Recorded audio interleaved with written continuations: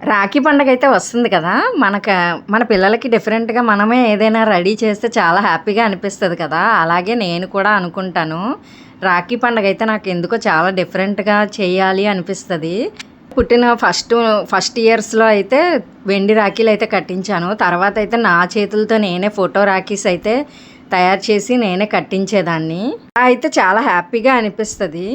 ఇదైతే last year Rakhi పండగకనమాట.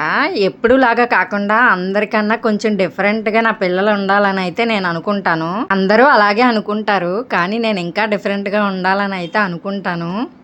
Last year అయితే gold రాఖీతో అయితే రాఖీ పండగ అయితే చేయాలని అనిపించింది. గోల్డ్ రాఖీతో రాఖీ కట్టించాలని నాకు చాలా అనిపించిందనమాట. అయితే చాలా ఎక్కువ రేట్‌గా ఉంది కదా! గోల్డ్‌తో రాఖీ చేయించాలన్నా చాలా కాస్ట్ అవుతది. అప్పుడు నేను ఏం చేశానంటే ఇంట్లో ఉన్న వరలక్ష్మి వ్రతం కాసులుంటాయి కదా! అవైతే 2 తీసుకొని అటొకటి, ఇటొకటి పెట్టేసి హుక్కులు అటు ఇటు వచ్చేలాగా ఆహ్, అతికింపించాననమాట. అతికేటప్పుడు ఏది పడితే అది అతికించేస్తే ఆ ఉన్న గోల్డ్ కూడా నాన్-కేడియం అయిపోతదట. మంచి బంగారంతో అయితే అతికిపించాలి. ఇంట్లో ఏవో ఉంటే అప్పుడైతే అతికింపించామనమాట.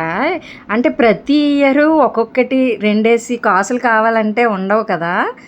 నేనైతే ఏం చేద్దాం అనుకుంటున్నానంటే మామూలుగా ఇదైతే ప్రతి ఇయరు కట్టించి మామూలుగా చిన్న రాఖీ ఉంటాయి కదా! బయట అమ్ముతారు కదా! అవైతే కట్టించాలని అనుకున్నాననమాట. నేనైతే పిల్లలకి కూడా చెప్పాను. ఇదే లైఫ్ లాంగ్ కట్టుకోవాలి మీ ఇద్దరు అనేసి. తాడుతో కట్టాలి. అలా అందుకనేసి పసుపు తాడైతే రెడీ చేసి అటు ఇటు ముత్యాలు కూడా పెట్టాను. చాలా అందంగా అనిపించింది.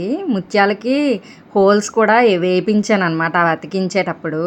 చాలా బాగా వచ్చింది. నాకైతే చాలా బా నచ్చింది. ఆ ముత్యాలు కూడా దేవుడికి సంబంధించినవి. శ్రీరామనవమికి ఇస్తారు కదా! అవి కూడా నేను కలెక్ట్ చేసి పెట్టుకుంటాను.